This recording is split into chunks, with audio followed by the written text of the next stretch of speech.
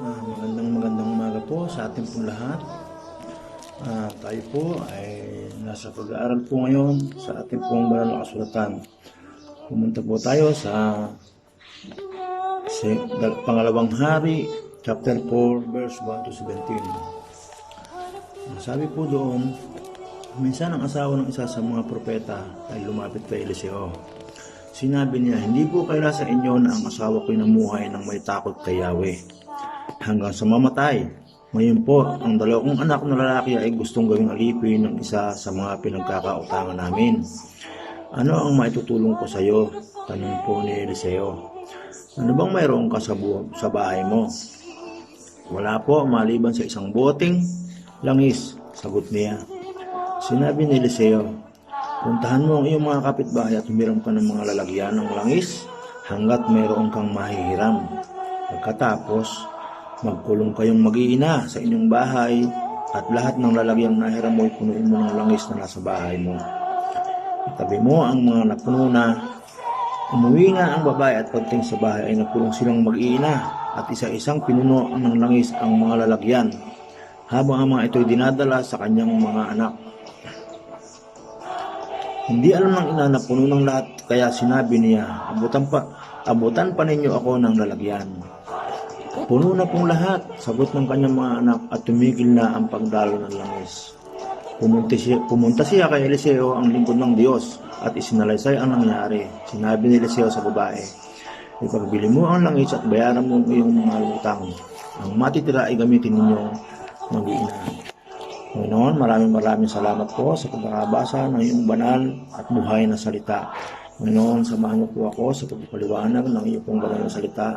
Kung nga po, Panginoon, ang may sabi na kung may isa o dalawa tatlong nagpupuri at nagpapahayag na iyong banal na salita, ikaw ay nasa aming kalagitnaan. Kaya, Panginoon, paralahin ko po na ako po ay iyong samahan sa NOP po namin na ito at na maipahayag ko po ng maayos at maliwanag at sa lahat po ng mga makikinig ay maunawaan ang aking pinasabihin at gamit po namin sa kabubuhay namin sa bawat araw.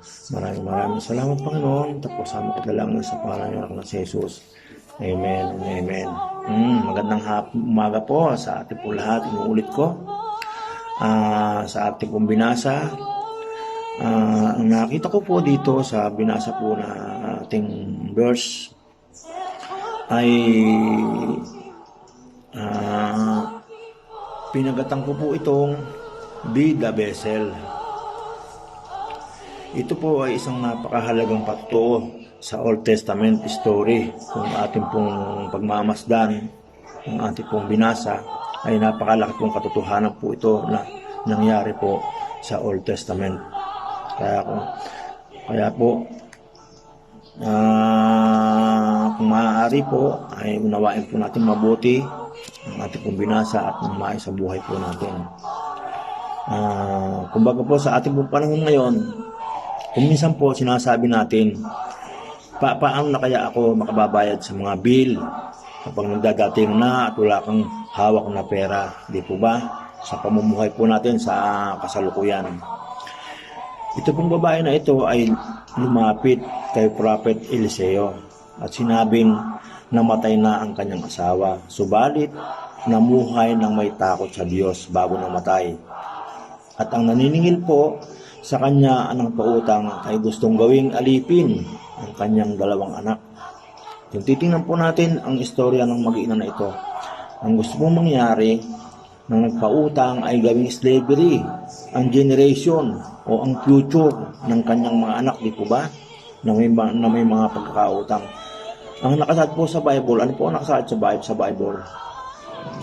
Ang nakasaad po sa Bible ay nagpe-present ng all of the Holy Spirit, di po ba?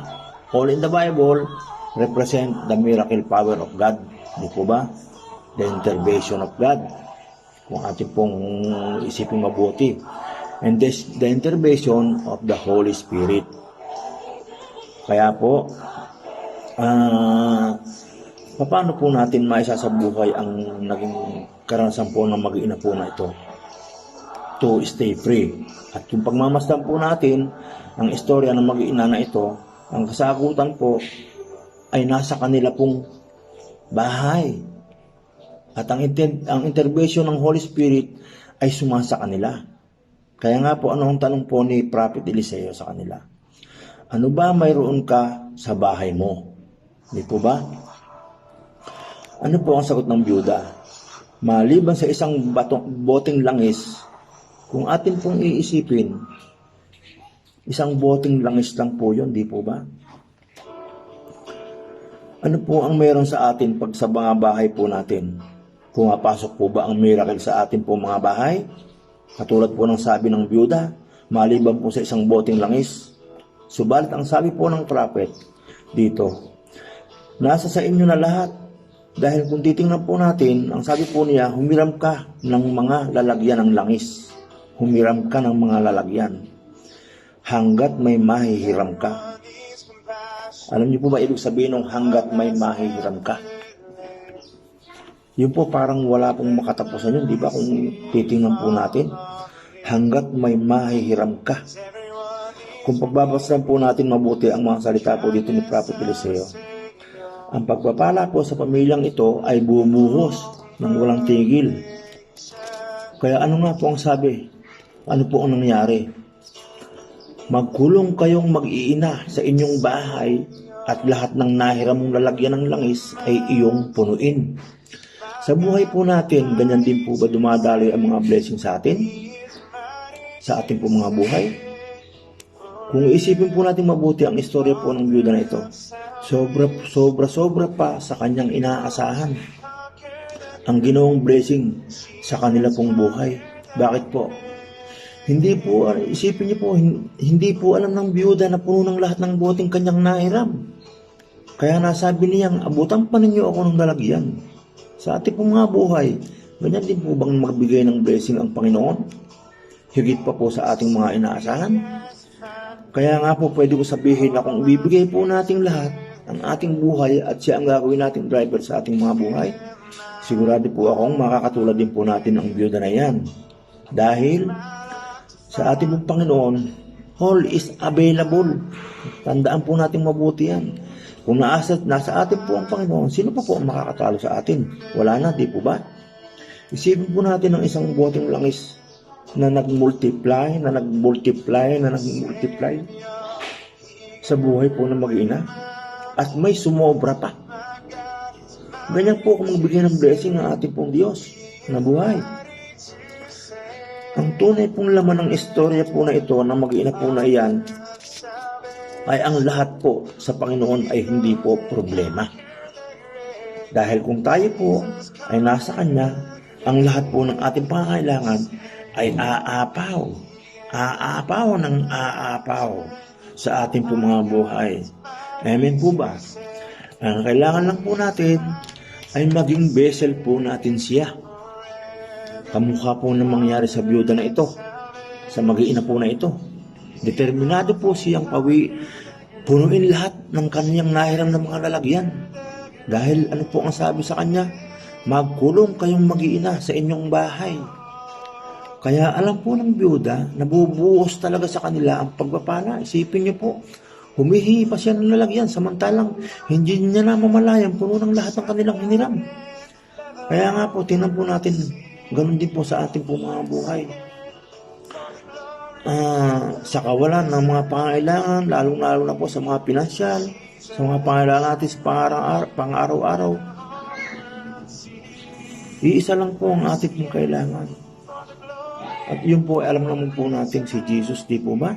Siya po ang tamang gayahin po natin, ang determinasyon ng mag-iina po na ito upang maibsan ang lahat ng ating mga pangailangan. Maging vessel po tayo sa karamihan. Ano po? Ang lahat ng ating po pinagdaraanan, kamukha po ng nangyayari po ngayon sa ating kapaligiran. Hindi po ba may coronavirus tayong pinag-iingatan?